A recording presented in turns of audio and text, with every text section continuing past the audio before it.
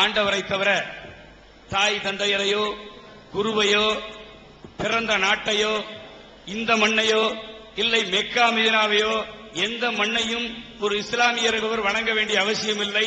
எல்லா புகழும் இறைவனுக்கே, அல்லாஹ் ஒருவனே துணை நமக்கே என்று உங்களுடைய மார்க்கம் சொல்வதை நான் படித்திருக்கின்றேன். என்னுடைய பெயர் ஆவண்ணா பாலகிருஷ்ணன், செஞ்சை, ஓய்வு பெற்ற அஞ்சல் ஊழியர்.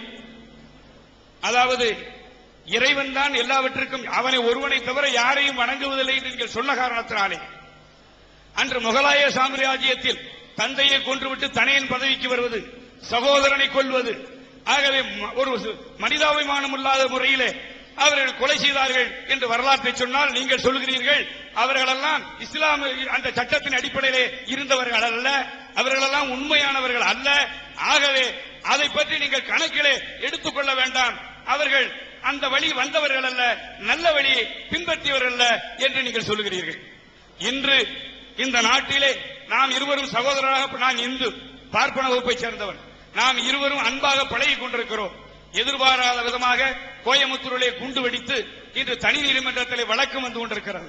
நான் உங்களிடத்தில் கேட்கிறேன், அன்று மன்னராட்சியிலே அப்படி நடந்தது, இன்று மக்களாட்சியிலே இப்படி நடக்கிறதே, அதற்கு உங்கள் மார்க்கம் அல்லாஹ் இறைவனை தவிர யாரும் கடவுள் இல்லை என்று சொன்ன காரணத்தினாலே இந்த தாய் தந்தையரை அன்றுக்கு கொன்றார்கள், இன்றும் சகோதரர்களை கொல்லுகிறார்களே, தனி நீதிமன்றத்தில் இருக்கிறார்களே, இவர்களும் இந்த கஜினி முகமது லிஸ்டிலே சேர்க்க போகிறீர்களா? இல்லை இவர்கள் உண்மையானவர்களா, வீரர்களா, தியாகிகளா? நாளை நாம் உயிரோடு இருந்தால் சந்தித்துக் கொள்ளலாமே. நான் இன்று உங்களை திட்டினாலும் தெரியாமல் செய்துவிட்டேன் என்று ஒரு 10 நாளைக்கு பிறகு உங்களிடத்தில் மன்னிப்பு கேட்கக்கூடிய சூழ்நிலை எனக்கு வருமே. ஏதோ ஒருவன் எந்த முட்டாளோ அல்லது மூர்க்கனோ பைத்தியக்காரனோ மூளை பிறண்டவனோ உங்களை ஏதாவது ஒன்று சொல்லிவிட்டான் என்பதற்காக என்னை போன்ற அப்பயாவிகளையும் குண்டு வைத்துக் கொள்ள வேண்டுமா? அங்கே உள்ளவர்கள் வீரர்களா, தியாகிகளா? இதற்கு காரணம் உங்கள் மார்க்கமா? அந்த மார்க்கம் அன்று சொல்லியிருக்கிறது அல்லவா, யாரையும் வணங்க மாட்டோம், யாரையும் தெய்வம், நாங்கள் தெய்வம் என்று சொல்லுகிறோம், அதனாலே தந்தையை பார்த்து பயப்படுகிறோம், பணிந்து நடக்கிறோம். உங்களுடைய மார்க்கம் தந்தையை வெட்டினாலும் பரவாயில்லை, தெய்வம் என்று சொல்லவில்லை. ஆகவே மண்ணைத்தான் ஆதரிக்கிறோம், மண்ணையும் வணங்க மாட்டோம், யாரையும் வணங்க மாட்டோம் என்று சொல்வது குழப்பமாக இருக்கிறது. அந்த குழப்பத்தை நீங்கள் தீர்த்து வைக்க வேண்டும். இந்த தனி நீதிமன்றத்தில் வழக்கில் உள்ளவர்கள் வீரர்களா, தியாகிகளா, துரோகிகளா? உங்கள் தீன் மார்க்கத்துக்கு உட்பட்டவரா? விளக்கம் தேவை. ஐயா, பேர் என்ன சொன்னீங்க? சரி, ரொம்ப அழகான ஒரு கேள்விதான், தேவையான ஒரு கேள்வி.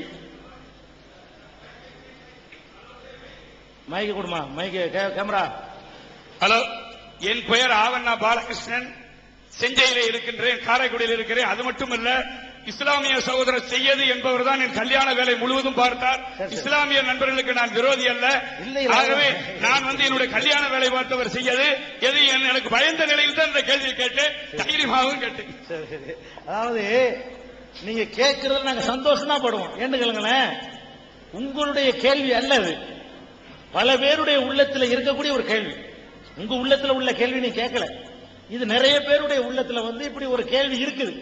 இஸ்லாம் இதெல்லாம் ஆதரிக்குதோ, முஸ்லீம்களுக்கு சப்போர்ட் பண்றாங்களோ அப்படின்னு. இதுல 2-3 விஷயம் இருக்கு. முதலாவது, இந்த குண்டு வெடிப்பு நிகழ்ந்த உடனே முஸ்லீம்களுக்கு என்று நாட்டில் ஏராளமான இயக்கங்கள் இருக்குது, அரசியல் கட்சி இருக்குது, சமுதாய இயக்கங்கள் இருக்குது, ஜமாத்துகள் இருக்குது. யாராவது ஒரு இயக்கம், ஒரு ஜமாத்து இந்த செயலை ஆதரிச்சு ஒரு அறிக்கை விட்டாங்களான்னா இடல. குர்ஆன்ல இதுக்கு என்ன இருக்கு, நபி என்ன சொன்னாங்க? 2வது வர்றேன், முஸ்லீம் லீக் இதை ஆதரிச்சுச்சா? இல்ல. முஸ்லீம் லீக்ல ஒரு 7-8 முஸ்லீம் லீக் இருக்குத, எந்த பிரிவாவது ஆதரிச்சுச்சா? இல்ல. தேசிய லீக், அதுல ஒரு 7-8 தேசிய லீக், அவங்க ஆதரிச்சாங்களா? அவங்க ஆதரிக்கல. அல்லது தமிழ்நாடு முஸ்லீம் முன்னேற்ற கழகம் ஆதரிச்சாங்களா? ஆதரிக்கல. அல்லது இஸ்லாத்திலேயே பல ஜமாத்துகள், பல தப்லீக், தரீகான், என்னமோ பல இயக்கங்கள் இருக்குது. இதுல யாரும் இவங்களை சப்போர்ட் பண்ணவே இல்லை. எல்லாம் சப்போர்ட் பண்ணலங்கிறது மட்டுமில்ல, எல்லாரும் பகிரங்கமாக வெளிப்படையாக கண்டித்தார்கள். நாங்களும் கண்டித்தோம், பொது மேடைகளில் கண்டித்தோம், இது மாதிரி நடத்தப்படுகிற எல்லா கூட்டங்களையும் கண்டித்தோம், நாங்கள் நடத்துகிற பத்திரிகைகள் எல்லாம் நாங்கள் கண்டித்து எழுதினோம்.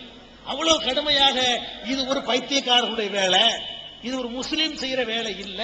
இப்ப கூட என்ன பண்ணோம், பிற மத தெய்வங்களை நீங்கள் திட்டாதீர்கள் குர்ஆன் சொல்லுது, அதை எடுத்து நம்ம காட்டுறோம். இதை எந்த ஒரு கட்டத்திலையும் மனிதாபிமானம் உள்ள எவனும் ஏற்றுக்கொள்ள மாட்டான், முஸ்லிம் ஏற்றுக்கொள்ள மாட்டான்.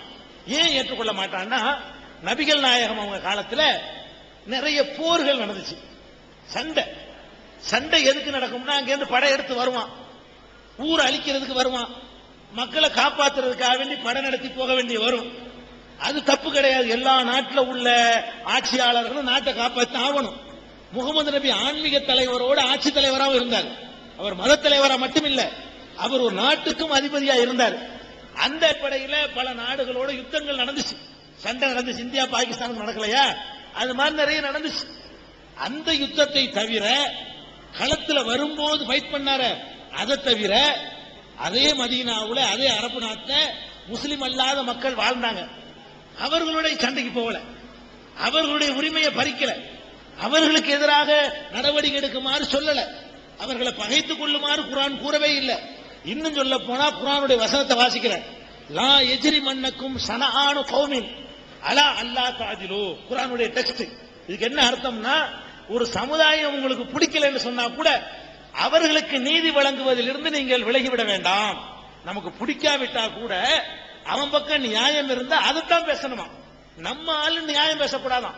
ஒரு அப்துல் காதர் ராமசாமி அடிச்சுக்கிட்டாரு, நியாயம் ராமசாமி பக்கம்.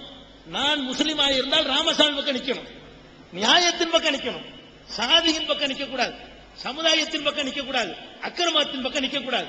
நபிகள் நாயகத்திட்ட ஒரு யூதரும் முஸ்லீமும் வர்றாங்க வழக்கு கொண்டுட்டு, நியாயம் யூதத்தில் இருக்குது, அந்த முஸ்லீம்கிட்ட இல்ல.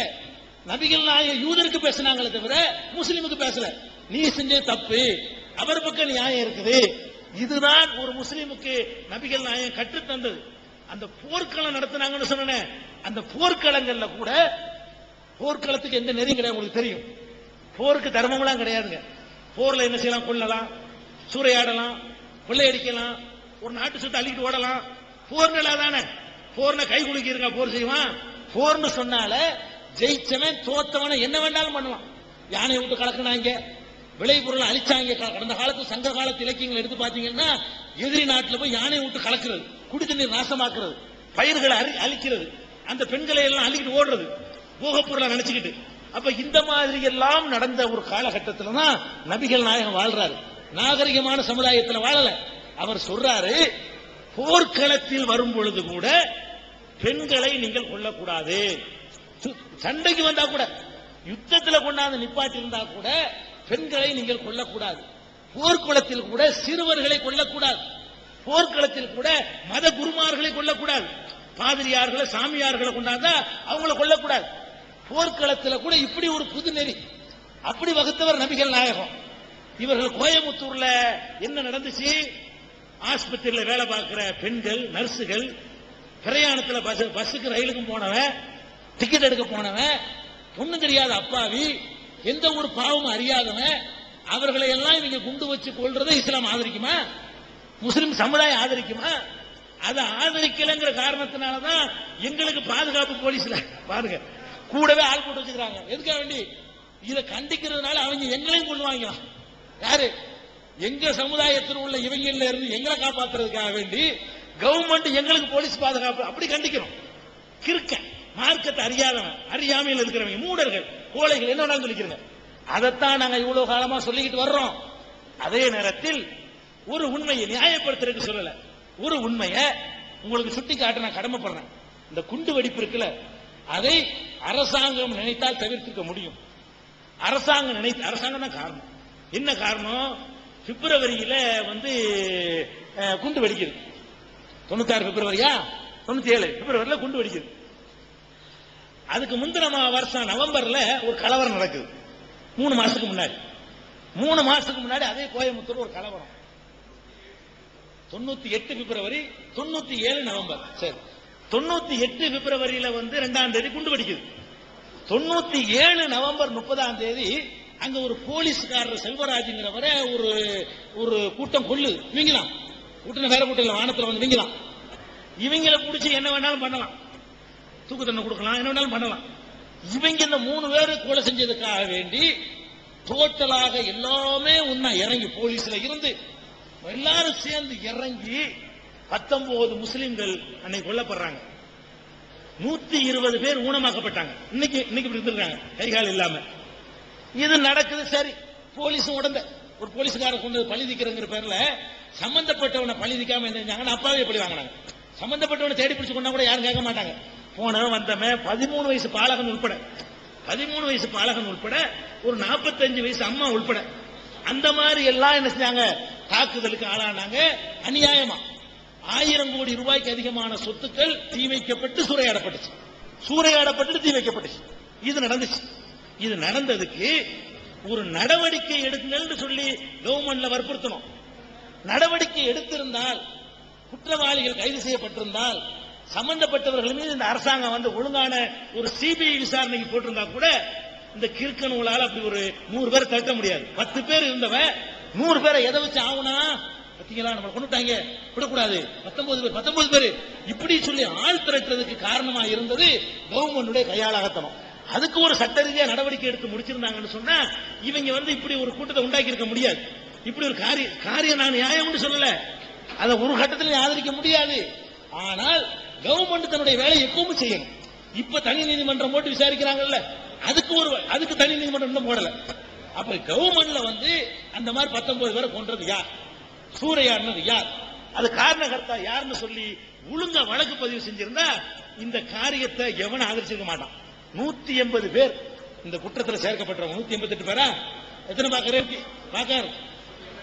87 187 பேர் இன்னைக்கு சேர்க்கப்பட்டிருக்காங்க.